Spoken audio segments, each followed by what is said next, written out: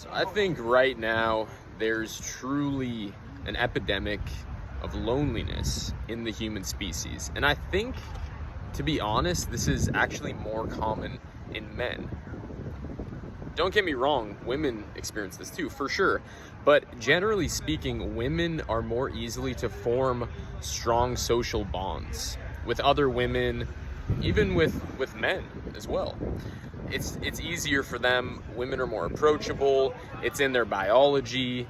They're just inherently more social creatures. Again, it's a generalization, but it tends to be true. For men, it's more difficult to go out and meet people, make friends, get brothers, like other alliances with powerful, healthy men, right? So the only way to fix this is to make it a priority in your life. So you really have to focus on how to get better with social skills and meeting people. And you have to look into what is preventing you from doing that right now. And so we live in a more isolated culture than any other time in history. And most people's best friend is this thing in my hand. They just live in this box that is their phone, and their entire life is in there. And it takes people away from the in-person connection. Before there were cell phones and all this technology, people had to go and talk to each other and meet other people. Now they don't. You can just go and connect with people through this thing. And it sort of feels like you're having meaningful connections. In a way, it feels like you're connecting with people, but what are you really connecting with? You're connecting with this device in your hands, and there's someone on the other side of their device in their hands. So it's not actually real connection. It's not a bad thing. It can supplement connection, but it's not real connection. It cannot ever make up for in-person connection, having an actual tribe of other human beings. And so I'm going to go through a list of a few things that can help to resolve this. So number one, like I said before, making this a priority. So you have to really acknowledge that, okay, I want to go out and form strong bonds with other people. You have to prioritize it, yeah? And then what you have to do is start to just simply developing a more friendly and outgoing demeanor. And I know a lot of people are like, oh, but I'm an introvert. Here's the thing. Everything in life is a skill. If you identify as an introvert, that's okay. You can still learn the skill of connecting with people. It's okay to be an introvert, and at the same time, you still need social connection just like everybody else, and you can learn the skill of just going out, and when you walk by people, just say hi. Just look at them, even just smile. Smile, hey, what's up? Hey, how's it going? And that's it. You don't have to say anything else. Hey, keep walking. That's it. So that's a good start. You start to build the muscle of self-expression and connecting with people. It's very simple, just saying hi. And then what you can do is when you say hi to someone and they lock eyes, maybe they smile and you can tell they're open to engaging, then you can further the conversation. Hey, what's up? Oh, what are you up to? How's your day going? Again, just being chill, assuming familiarity, assuming positive outcome, and just being friendly. Really, that's really what it comes down to. It's just we get conditioned by society and by our culture to isolate. We get conditioned to close ourselves off. Oh, stranger danger, don't talk to people. And then we end up in this extremely isolated, lonely bubble. And it's incredibly unhealthy. And there's so many studies that have been done that indicate one of the main factors in being healthy as a human being is having healthy social ties. So having a healthy community, having healthy, strong bonds, and playing an important role in the community. There's multiple studies that have been done on this. One of them is really fascinating. Highly recommend looking into it. It was a study done in this place called I believe it was Roseto, and I think it was in Pennsylvania.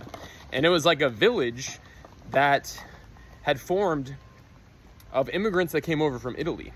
And what was really funny and interesting and unique about this place was that they ate the same foods as the surrounding areas. So they ate a lot of bread and cheese and pasta, a lot of the traditional Italian foods, but Now it was like the Americanized version. So they were eating all these foods heavy in fats and saturated fats, and they were drinking, and they were eating a lot of bread and wheat and all these things, yet their health indicators were far better than the surrounding areas. They didn't have a high incidence of heart attacks or cancer or diabetes or any of these terminal illnesses and diseases. And the researchers were confused. They're like, why is this happening? And they looked further into it, and what they realized was the entire village had deep social bonds and connections.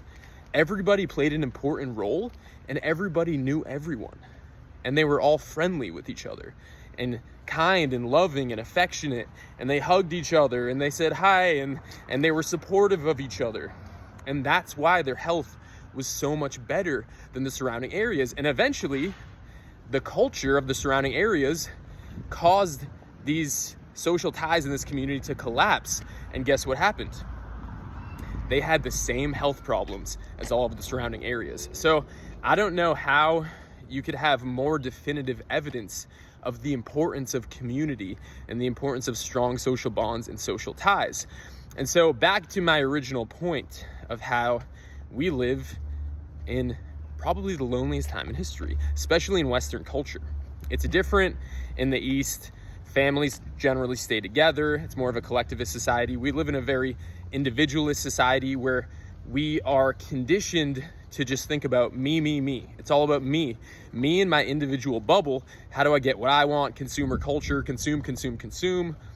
And that's what's force-fed down our throats. There's not this imperative to create and express and to give. There's not a focus on output in this Western culture. It's all about input and consumption. And so what happens is essentially the energy collapses inwards, and you end up isolated and alone, and you're looking for ways to cope with it. And so you cope with it through consumption, and it's a downward spiral, and you feel miserable. So the only solution is to get the energy moving outwards. Stop consuming and start producing and expressing and giving your gifts, going out, like I said, just saying hi to people, being friendly. Oh, is there local meetups? What's going on? And then asking yourself, how can I be of support to people? How can I give my gifts in a way that is helpful to other people? And when you focus on that, when you focus on giving more than consuming, producing more than consuming, your life starts to really shift in a powerful way. And when you have this energy and this vibe to you, that you're not there to take, but you're actually there to give.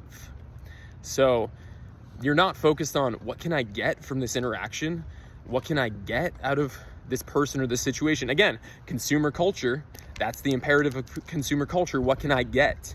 So it's programmed into us. So you shift that to what can I give? How can I help? And that becomes your focus. And this will shift your life in ways that you couldn't possibly imagine. I swear, I promise you, just try this out. Your life will transform in ways that you could not previously have imagined. So thanks for tuning in, guys. I hope this was helpful for you. And as always, remember to live this life from a peak experience. We'll talk again very soon. Peace.